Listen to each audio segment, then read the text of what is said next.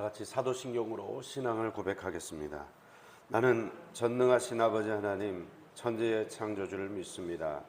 나는 그의 유일하신 아들 우리 주 예수 그리스도를 믿습니다. 그는 성령으로 잉태되어 동정녀 마리아에게서 나시고 본디오 빌라도에게 고난을 받아 십자가에 못 박혀 죽으시고 장사된 지 사흘 만에 죽은 자 가운데서 다시 살아나셨으며 하늘에 오르시어 전능하신 아버지 하나님 우편에 앉아 계시다가 거기로부터 살아있는 자와 죽은 자를 심판하러 오시리라. 나는 성령을 믿으며 거룩한 공교회와 성도의 교제와 죄를 용서받는 것과 몸의 부활과 영생을 믿습니다. 아멘. 다 함께 찬송가 503장 찬양하겠습니다. 503장입니다.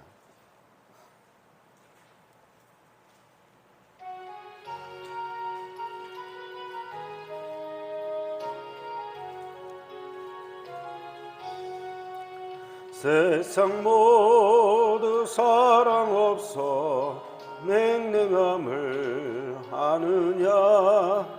곳곳마다 사랑 없어 탄식 소리뿐일세. 악을 선케 만들고 모든 소망 이루는 사랑 없기 위하여 저들 오래 참았네. 사랑 없는 까닭에 사랑 없는 까닭에 사랑 얻기 위하여 저들 오래 참았네. 곳곳마다 몸이 남은 사랑 없는 영고요. 채근하게 손을 펴고 사랑받기 원하네.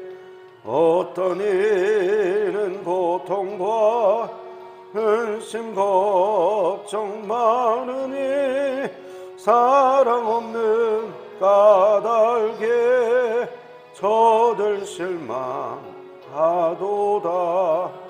사랑 없는 까닭에 사랑 없는 까닭에 사랑 없는 까닭에 저들 실망하도다. 어떤 사람 우상 앞에 복을 빌고 있으며 어떤 사람 자연 앞에 사랑 요구하도다. 먼저 믿는 사람들 예수 사랑 가지고 나타내지 않으면 저들 실망하겠네.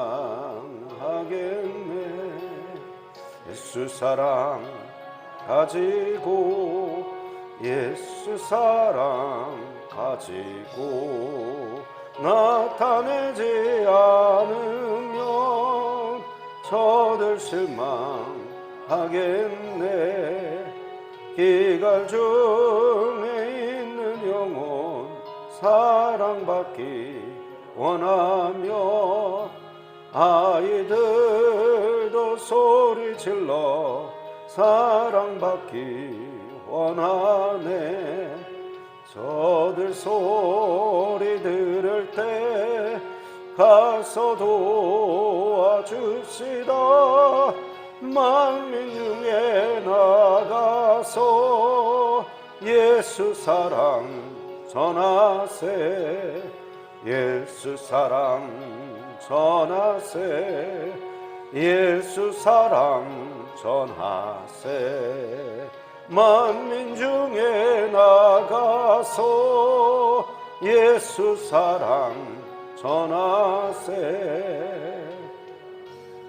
아멘. 하나님께서 오늘 우리에게 주시는 말씀은 히브리서 13장 1절부터 17절까지의 말씀입니다. 히브리서 13장 1절부터 17절까지의 말씀입니다.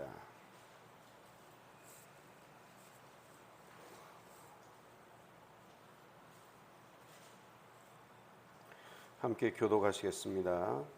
제가 먼저 1절의 말씀을 읽겠습니다. 형제 사랑하기를 계속하고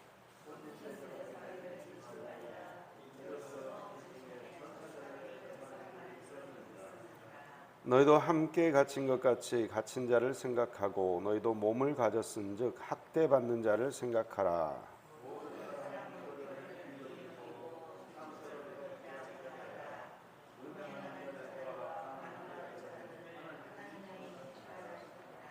돈을 사랑하지 말고 있는 바를 족한 줄로 알라. 그같이 말씀하시기를 내가 결코 너희를 버리지 아니하고 너희를 떠나지 아니하리라 하셨느니라.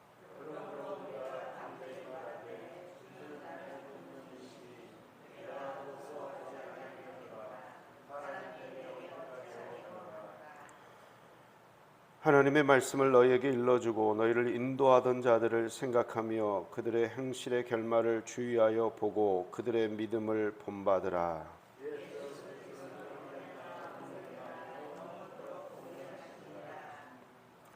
여러 가지 다른 교훈에 끌리지 말라. 마음은 은혜로서 굳게 함이 아름답고 음식으로서 할 것이 아니니 음식으로 말미암아 행한 자는 유익을 얻지 못하였느니라.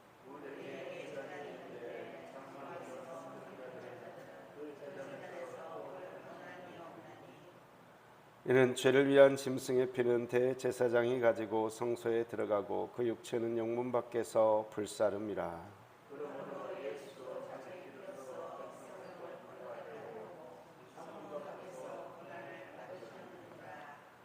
그런즉 우리도 그의 치욕을 짊어지고 영문 밖으로 그에게 나아가자.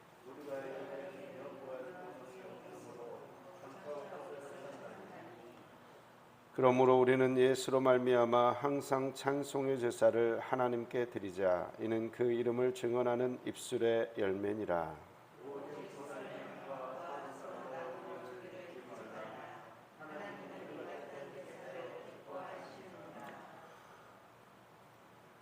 우리 17절은 함께 읽겠습니다.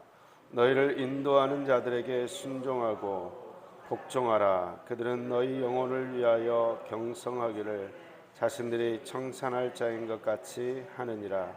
그들로 하여금 즐거움으로 이것을 하게 하고 근심으로 하게 하지 말라. 그렇지 않으면 너희에게 유익이 없느니라. 아멘. 기도하겠습니다. 사랑과 은혜가 충만하신 아버지 하나님, 어제 귀한 주일을 통해서 하나님의 은혜를 경험케 하시고 또 공동체 성도들을 통한 그 사랑을 경험케 하시고 이렇게 또 새로운 시작의 월요일 새벽에 함께 모여 주의 말씀을 묵상하게 하시니 감사드립니다. 너희가 내 안에 거하고 내 말이 너희 안에 있으면 무엇이든지 원하는 대로 구하라. 말씀하신 주님, 그리하면 이루리라. 주님, 우리 속에 주의 말씀으로 충만하게 채워 주옵소서. 우리의 욕심과 우리의 욕망이 아니라 자족하는 마음을 허락하여 주시고 주님의 사랑을 채워주시고 주님의 긍휼하심과 끝까지 우리를 버리지 아니하시는 하나님의 사랑에 대한 확신을 그리고 귀한 믿음을 저희 속에 심어 주시옵소서. 오늘도 주님께서 함께하여 주사 승리하는 인생 되기를 원합니다. 부족한 종의 허물은 감춰주시고 오직 주의 영광만 나타나기를 원하옵고 예수 그리스도의 이름으로 기도하옵나이다. 아멘. 히브리서 13장의 말씀을 오늘 이제 묵상을 하게 됩니다. 오늘과 내일에 걸쳐서 이제 13장 말씀을 묵상을 하게 되는데요. 히브리서는 1장부터 12장까지에 걸쳐서 계속해서 믿음의 조상들, 믿음의 사람들을 본받으라 이야기를 했습니다. 그들이 약속을 받지 못하고 이 땅 위에 살아갈 때에 약속의 성취는 보지 못했죠, 그죠? 하나님으로부터 이 땅을 주리라 약속을 받았던 아브라함조차도 이 땅을 살아갈 때는 나그네로 살았다는 것입니다. 그러나 끝까지 믿음을 지켰습니다. 사자굴 속에서도 풀무불 속에서도 믿음을 지켰습니다. 톱으로 켜고 돌에 맞고 죽어가는 상황 속에서도 믿음을 지켰습니다. 그렇다면 그 믿음을 가진 우리 성도들은 과연 어떤 삶을 구체적으로 살게 되는가? 우리의 일상의 삶 속에서 어떤 모습으로 믿음의 성도들이 살아가게 되는가? 이것을 히브리서 12장 이야기를 합니다. 첫 번째로 1절에 보니까 형제 사랑하기를 계속해라.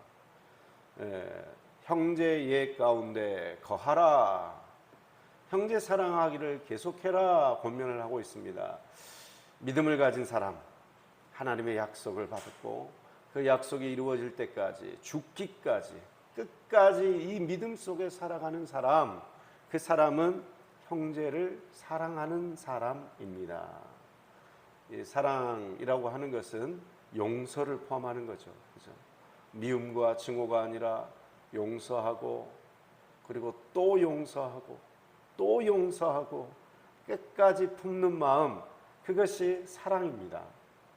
나의 유익을 구하지 아니하고 상대방의 유익을 구하고, 상대방의 결점을 먼저 보는 것이 아니라 내 속에도 똑같은 결점이 있다는 것을 바라보는 사람, 그 사람이 바로 믿음의 사람이죠. 그래서 우리는 예수님이 우리를 어떻게 사랑하셨는지를 우리 마음속에 새겼을 때 그 새긴 사랑으로 말미암아 다른 사람을 사랑할 수가 있습니다. 또 2절에 보니까 손님 대접하기를 잊지 말라. 이로써 부지 중에 천사들 대접한 이들이 있었느니라 이야기하고 있습니다. 손님을 잘 대접하라는 것입니다.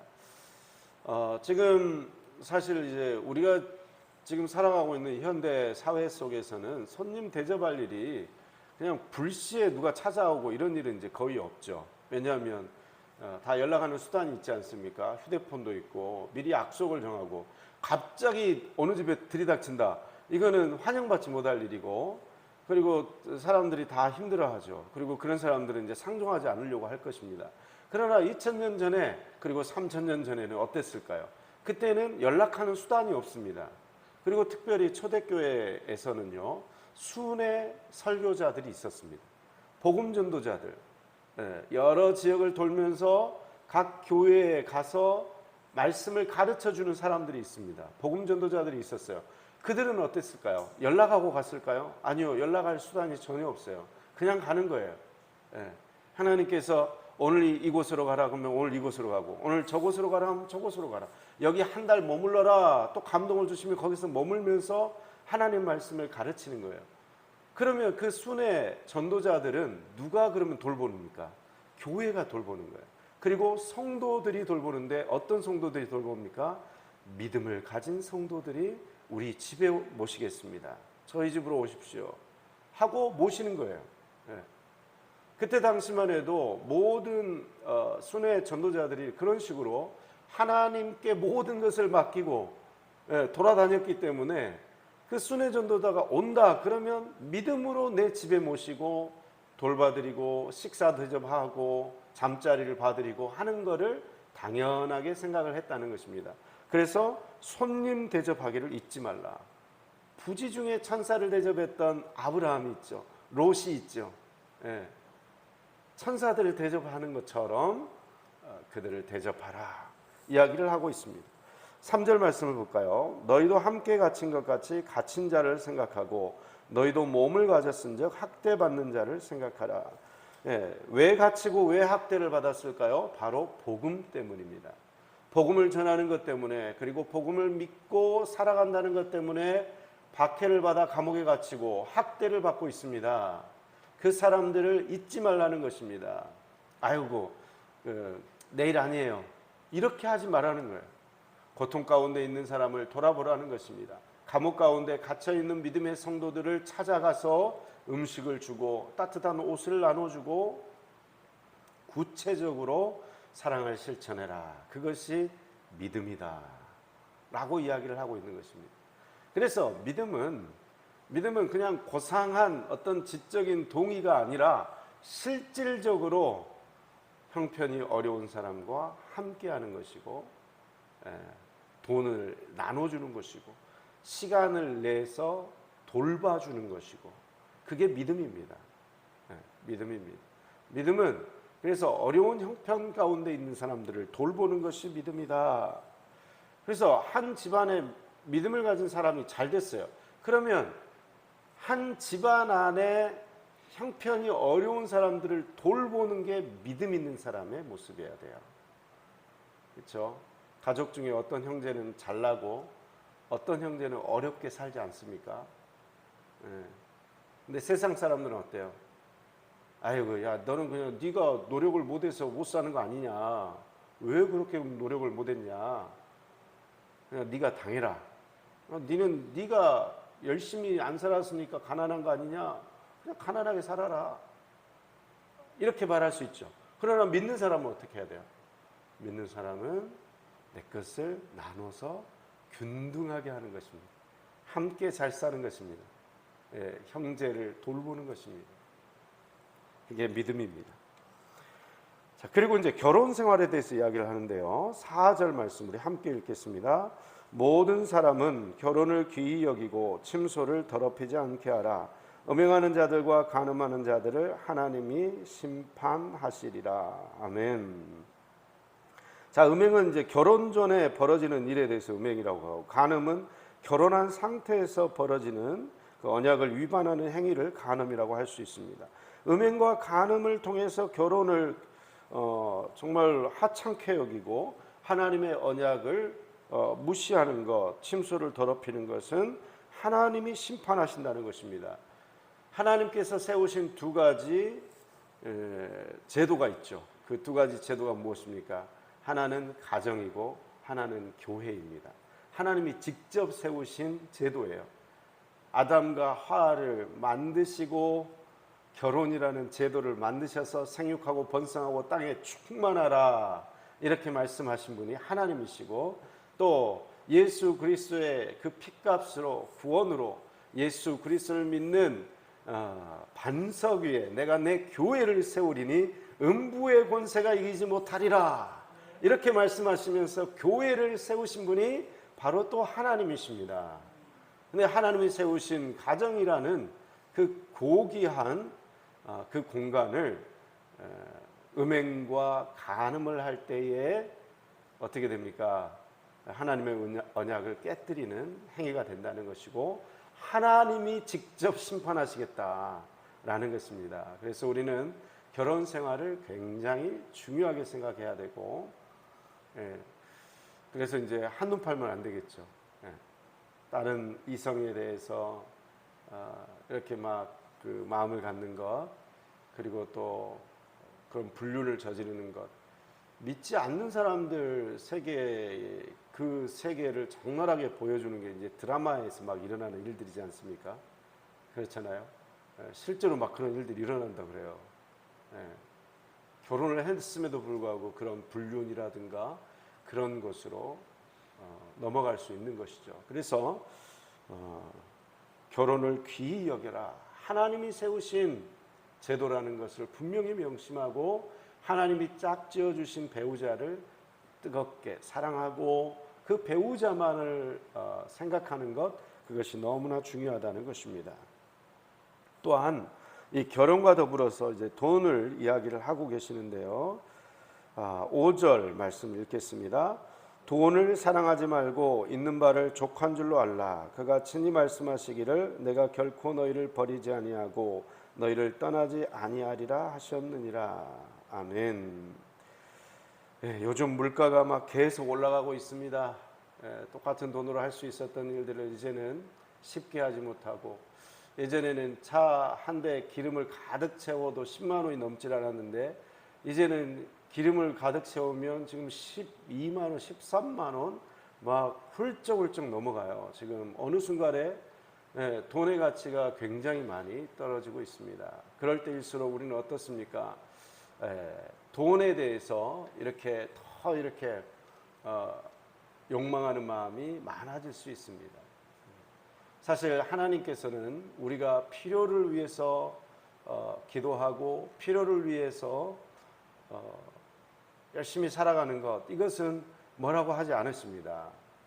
필요를 위해서는 꼭 돈이 있어야 되죠. 그러나 욕망을 위해서 돈을 더 구하는 것이 있습니다. 그것은 바로 에, 이 필수제가 아니라 소비재들, 그죠? 아휴, 옆집에서는 뭐가 있대, 우리도 필요해. 근데 이제 필요 없는데 더 이렇게 값비싼 것, 이렇게 더 이렇게 고가의 물건들을 더 가지려고 하는 마음들이 우리 속에 있죠. 그런 마음들을 내려놔야 된다는 것입니다. 그래서 우리가 가지고 있는 것을 자족하는 마음, 그것이 돈을 우상 삼지 않는 귀한 마음입니다. 네.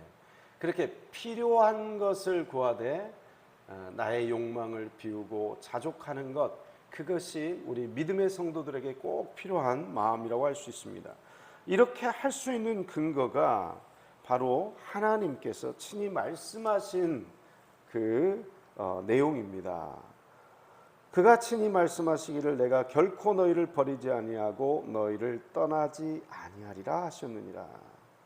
네, 하나님께서 너희를 버리지 아니하겠다, 너희를 떠나지 아니하겠다 말씀하고 계신다는 것입니다. 돌이켜보면 지금까지 잘 먹고 잘 입고 잘 살고 있는데 우리는 미래를 불안하게 생각할 수가 있죠. 그래서 좀 더 필요하다, 좀 더 가지고 있어야 된다, 이렇게 생각하고 자족의 은혜를 누리지 못할 때가 있다는 것입니다.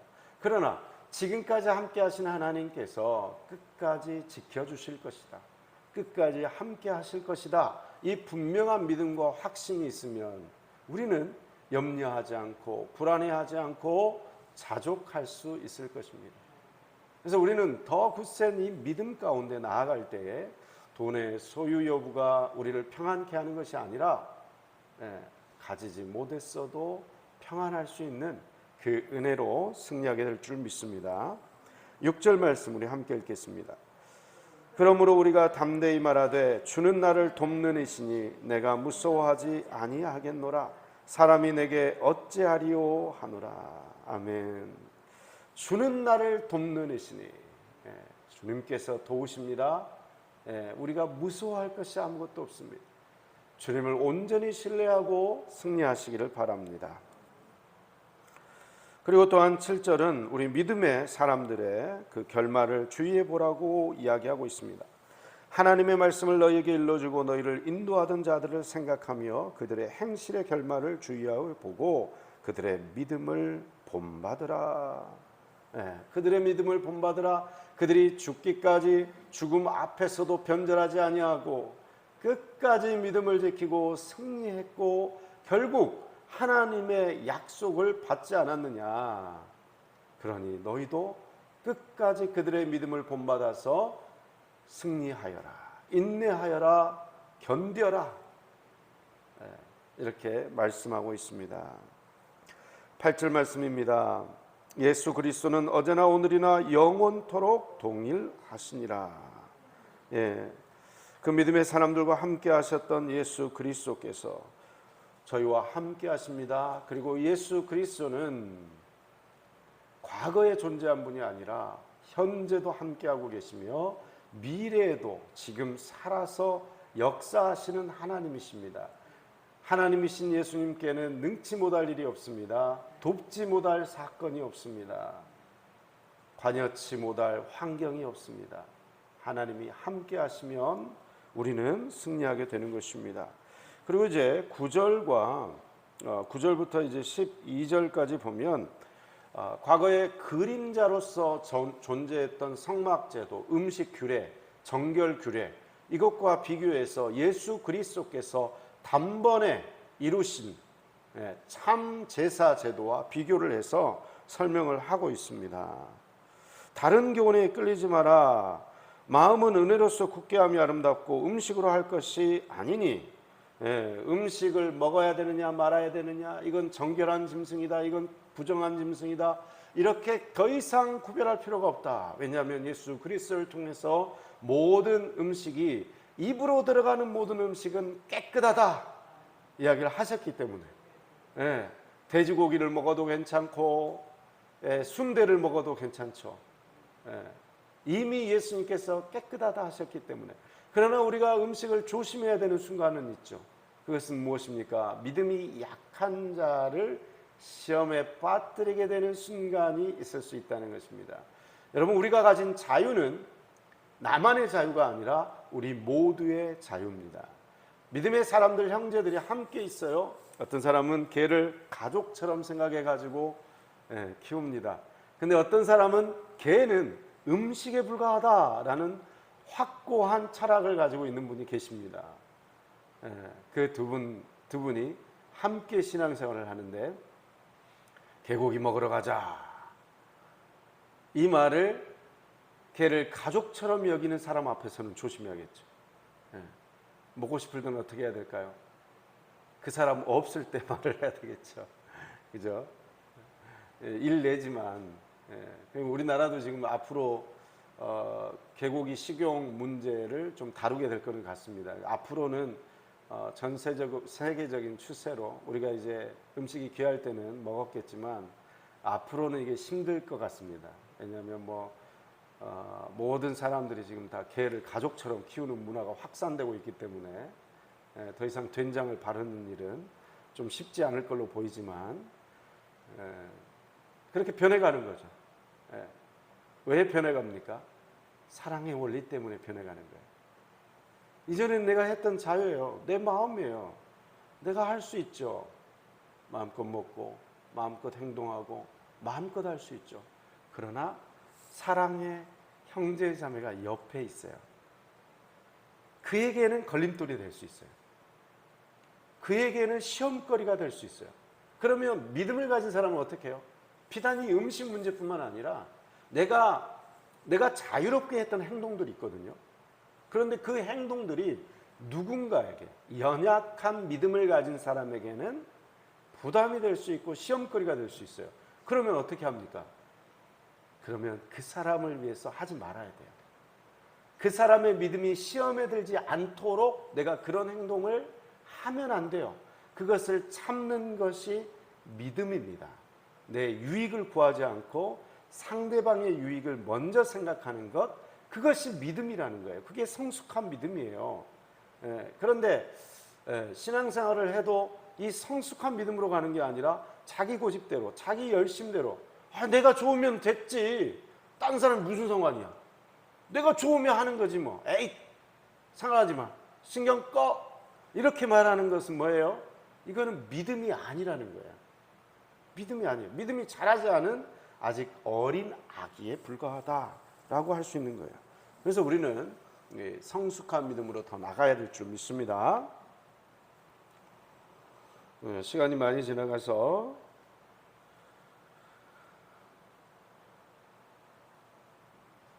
마지막 한 구절만 좀 보도록 하겠습니다. 17절 말씀 우리 함께 보겠습니다. 너희를 인도하는 자들에게 순종하고 복종하라. 그들은 너희 영혼을 위하여 경성하기를 자신들이 청산할 자인 것 같이 하느니라. 그들로 하여금 즐거움으로 이것을 하게 하고 근심으로 하게 하지 말라. 그렇지 않으면 너희에게 유익이 없느니라. 특별히 인도하는 자들, 목회자라고 할 수 있겠죠. 목회자들에게 순종하고 복종하라. 그들은 너희 영혼을 위하여 경성하기를 자신들이 청산할 자인 것 같이 한다는 것입니다. 목회자가 목회를 할 때에 즐거움으로 할 수 있도록, 그리고 근심으로 하지 않도록 복종하고 순종해라.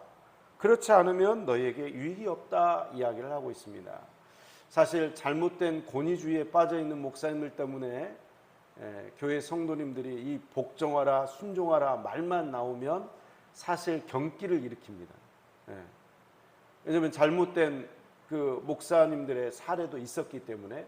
그리고 이렇게 복종하고 이렇게 순종하는 것은 인간에게 복종하고 순종하는 것이 아니냐, 목사로 타락의 길로 빠지도록 하는 거 아니냐, 이렇게 생각할 수 있습니다. 그러나 목회자가 하나님의 말씀을 바르게 해석하고 그 말씀을 가르칠 때에, 그리고 또 기도하면서 나아갈 때 목회자가 이것을 담대하게, 그리고 또 올바른